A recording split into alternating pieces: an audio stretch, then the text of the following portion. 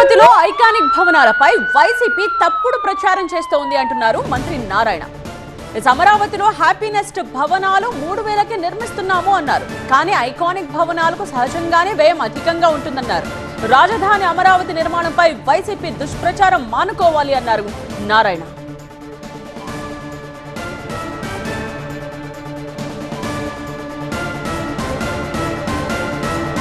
వాళ్ళు ఇచ్చింది 3000 రెసిడెన్షియల్కి 3945 రూపాయలు సదరపడకని ఇచ్చారు. కరెక్టే. మన దగ్గర కూడా ఈరోజు హ్యాపీనెస్ట్ కన్స్ట్రక్షన్ ఏదైతే కడుతున్నామో అది 29 లక్షలు కడుతున్నాము. దానికి టెండర్ పిలిచింది 984 కోట్లు. చదరపడికి 3393 రూపాయలు మాత్రమే.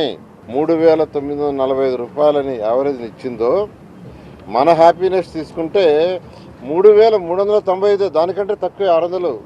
అది చెప్పరు, ఆ విషయాన్ని చెప్పరు. ఏదైతే ఐకానిక్ బిల్డింగ్స్ కడుతున్నావో చెప్తే ఐకానిక్ బిల్డింగ్స్ అవుతుంది. డయాగ్రీ టెక్నాలజీ. ఈరోజు పార్లమెంట్ భవన్ తీసుకోండి. పార్లమెంట్ భవన్ 16,916 అయింది ఐకానిక్. అదేవిధంగా తెలంగాణ సచివాలయం తీసుకోండి, 13,768 రూపాయలు స్క్వేర్ ఫీట్. అది చెప్పరు.